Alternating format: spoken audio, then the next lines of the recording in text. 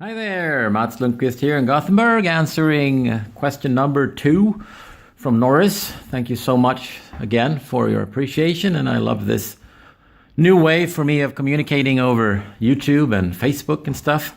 Now, you asked many questions, but I'll try to really give my condensed version of to have an answer.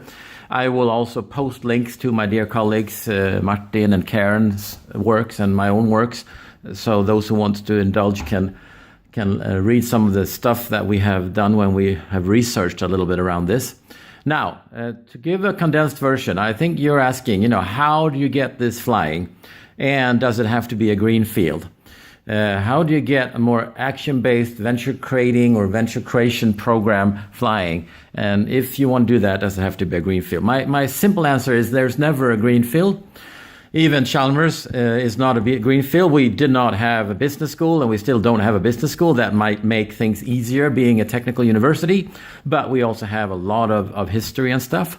So everywhere you do this, if it's in a university setting, you still need to deal with I think, the connecting to the brownfield or connecting to the tradition. So that's where I think many entrepreneurial professors might have a difficulty, because we are almost always positioned as people who want to transform and break rules and do things in totally new ways, which means that very quickly we can end up having political problems. People might not feel that what we do is the right thing, that even though we know it's the right thing. So I think there has to be simply a coalition with the top management of the university and also with trustees.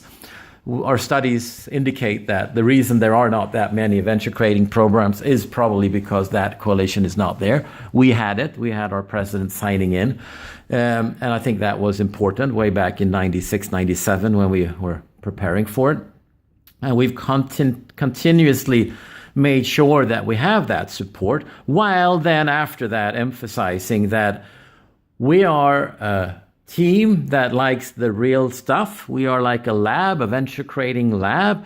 We respect that most of the education still has to be done the traditional way, but you dear colleagues need to at least appreciate what we do. And when this succeeds and it gets into the newspapers and stuff, which it will, the envy and stuff that might come from that then needs to be supported by the top management. Simply, you're not just operating in your department or in your business school. If you do a real life program, you really need to look upon it as something that will pretty quickly co-brand the whole university or the whole business school. And it needs that support, that access then to the top management. And it has to be reinforced all the time. And I would say it helps to say also that this is not just entrepreneurship. It helps talking about innovation, certainly talking about, utilizing knowledge coming from R&D. So if you're just a business school, I would propose that you try to partner up with a university that has bioscience or engineering and stuff like that, because it is probably more difficult just being a business school, because in the end business schools are seen as primarily focusing on the business leader, whereas my view, as I said in my first response, is that this has to be team-oriented, collaborative. It involves so much more competencies. It is something that bridges way beyond the subject of entrepreneurship if it's done in a good way. So there is an invitation, if you're allowed to create this lab, which is action-based, there is an invitation to other scholars in it, but it has to be then framed probably in slightly broader terms than just using the E word, which comes with a price, as I've already touched upon. Now, I think that's my main response. If I were to add something, I would like to say that we took the big leap in 97. We made the whole program action-based. That's tough to get that decision made. Now I can see that hybrids are totally possible, and I see also in the US business schools having courses where the participants help early stage ideas to grow that are managed by the TTO, the Technology Transfer Office, and by doing so they learn and the office is happy.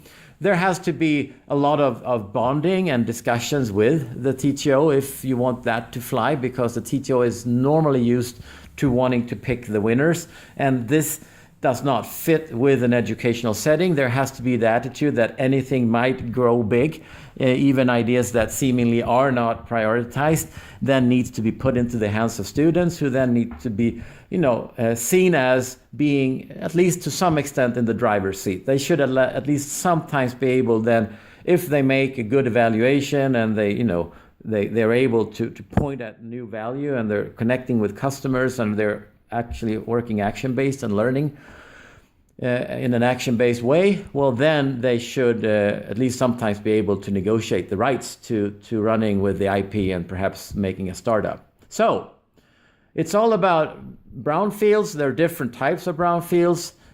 You should negotiate with top management and trustees in order to set up this odd kind of lab, which is action-based. It should absolutely link to the ecosystem, and with incubators and stuff, you need to negotiate with them, but also explain to other faculty that we are running this odd thing that's for real.